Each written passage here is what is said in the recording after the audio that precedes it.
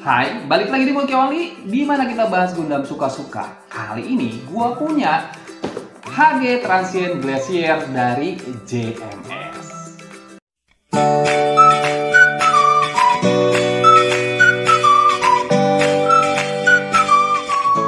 Waktunya pengumuman giveaway Gundam Agustusan yang disponsori oleh Tori Toys. Nah, berikut adalah beberapa foto yang kalian upload di Instagram dengan hashtag Gundam Agustusan. Dan gue sangat berterima kasih buat kalian yang udah ikut berpartisipasi di hashtag Gundam Agustusan ini. Seperti yang kemarin gue bilang, hadiahnya nggak cuma satu doang, nggak cuma si HG Sengoku Astray dari Waymay, tapi gue akan tambahin si HG Windam Fighter. Hasil diskusi dari Tori Toys dan Monkey Only, ada dua pemenang untuk giveaway kali ini. Pemenang pertama yang akan dapat HG Sengoku Astray itu adalah selamat kepada Akbar Abe yang mendapatkan HG Sengoku Astray dari Waymay. Dan pemenang keduanya adalah Nina/Roswati 22 yang mendapatkan HG Windam Fighter. Selamat kepada kedua pemenang, gua akan DM kalian buat konfirmasi dan tanya alamat kalian buat kirim hadiahnya. Nah, ini dia si HG Transient Glacier dari si JMS. Dan katanya sih ini banyak review, katanya ini bagus banget.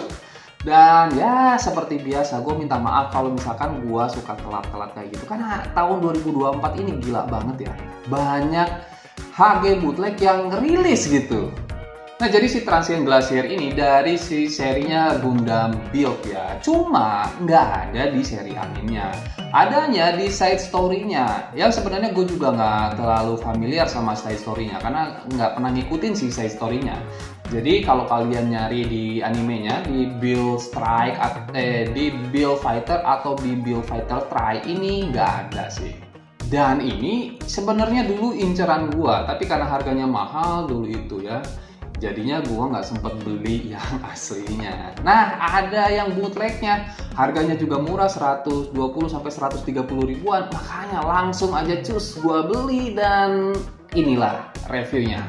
Pertama, kita unboxing dulu. Ini dia box art dari HG Transient Glacier dengan background warna merah dan siluet dari Transient Glaciernya. Di pojokan ada tulisan Cina gede banget dan di bawah ada line warna kuning dengan tulisan JMS dan tulisan Cina. Kemudian di bagian sini ada tulisan peringatan dalam bahasa Cina dan di bagian lain kosongan aja. Dan dalam paket pembeliannya kita dapat 3 kantong besar dan 1 kantong kecil. Dan tentu saja kita dapat manual booknya. Depannya sih polosan, tapi kalau dalamnya kayak jiplak punya Bandai. Nah, dari dalam kantong kita dapat foil stiker kecil, water slide decal yang isinya emblem-emblem aja. Dan kita juga dapat 9 runner, termasuk di dalamnya ada runner PC dan runner stand base. Kualitas bahannya udah lumayan dengan cetakan yang oke, dan gua suka banget sama clear partnya, jernih dan bagus. Tetapi agak sedikit tipis ya untuk clear partnya. Beralih ke proses perakitan HG Transient Glacier dari JMS. Sebetulnya nggak terlalu banyak masalah pada proses perakitannya. Snap-fitnya juga udah enak banget. Cuma kalian harus hati-hati sama clear partnya, karena ada yang bilang plastiknya itu agak rapuh dan rawan banget patah. Mungkin karena plastiknya bahannya keras jadi agak ergas. Untungnya sih punya gua aman-aman aja ya. Dan karena dia warna gelap dan nggak undergate, jadi di beberapa bagian kelihatan banget nabaknya. Dan ini PR banget sih buat bersihin. Tapi untuk simlengnya udah tersamarkan dengan sangat baik. Dan untuk water slide decalsnya, gua nggak pasang sama sekali karena kurang nyambung aja sama kitnya. Ini dia yang akan kita dapatkan setelah kita selesai rakit HG Transient Glacier JMS. Kita dapat body unit yang keren kayak gini, sepasang tangan mengepal, sepasang tangan menggenggam, sebuah tangan terbuka tapi nggak dapat penutupnya, sepasang tombak seperti ini yang panjang banget dan keren banget desainnya, apalagi clear partnya. Tombaknya bagian ini bisa kita pasangin di tangannya kayak gini, dan kita juga dapat stand base-nya kayak gini. Nah, ini dia body unit dari HG Transient Glacier JMS. Desainnya emang bikin merinding sih, keren parah. Lagi-lagi JMS berhasil copy Gunpla Bandai dengan baik dari segi detail dan desainnya. Desain dari Gundam Transient dengan tambahan clear part yang runcing-runcing di sekujur tubuhnya dan dibalut dengan warna gelap, ini sih masterpiece. Kesannya cakep, misterius, dan mengintimidasi.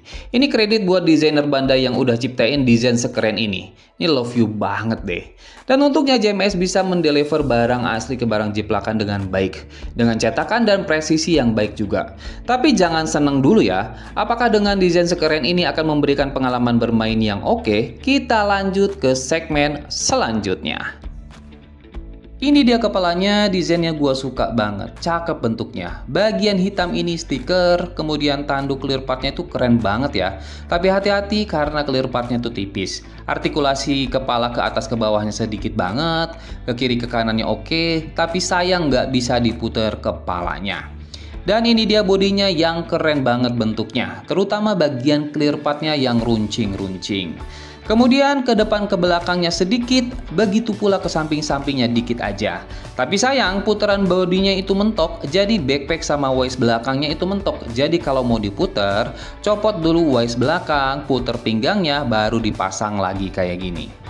Ini dia shoulder pad dan tangannya yang keren juga nih, parah sih. Clear part di shoulder padnya tuh keren banget, apalagi yang ada di tangannya ini keren banget. Artikulasi shoulder padnya bisa ke atas ke bawah, rentangan tangannya cuman segini aja, tapi sayangnya bicepnya nggak bisa diputer. Kemudian tekukan tangannya udah double joint kayak gini, telapak tangannya bisa diputer. Waist depannya kayak gini dengan clear partnya, tapi nggak ada artikulasinya. Waist samping begini aja dan bisa digerakin ke atas ke bawah. Waist belakang unik begini ya, sebetulnya secara bentuk keren, tapi ganggu banget artikulasi badannya. Udah gitu gampang banget copot lagi, sumpah dah. Itu ganggu banget. Nggak cuman itu, kalau jatuh part di sampingnya suka merotol lagi. Ini sih parah banget. Dan ini dia kakinya, dan lagi-lagi akan gue bilang, ini keren banget desainnya, gak bohong deh. Dan lihat nih, bentuk dari desain dengkulnya yang cakep banget dengan clear partnya kayak gini. Nah, sayangnya telapak kakinya menurut gua kecil banget begini, dan gua tebak dia nggak akan bisa berdiri dengan benar. Kemudian artikulasi kakinya ke depannya segini aja karena dia mentok waist. Nah, kalau mau lebih tinggi harus agak ke samping. Sayangnya kaki di sini suka copot. PC-nya licin apa ya? Karena nggak loose juga sebenarnya. Ke belakangnya sedikit aja. Dia bisa split kayak gini.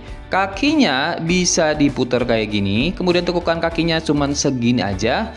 Bagian sini bisa kita gerakin, dan nih telapak kakinya bisa diputer dan ke samping-sampingnya kayak gini.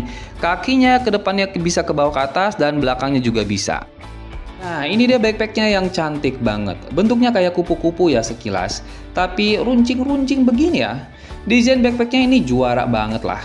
Kemudian sayap atas bisa ke depan ke belakang, clear part atas bisa digerakin ke atas ke bawah, bagian sini juga bisa ke atas ke bawah.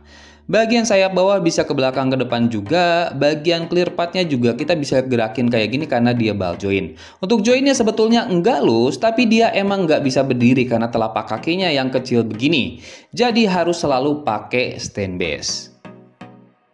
HG Transient Glacier dari JMS ini sekitaran 13 sentian aja tingginya. Dan ini perbandingan sama HG Tri-Burning Gundam, kemudian ini sama HG Aerialnya, dan terakhir sama HG Seor ZT dari JMS.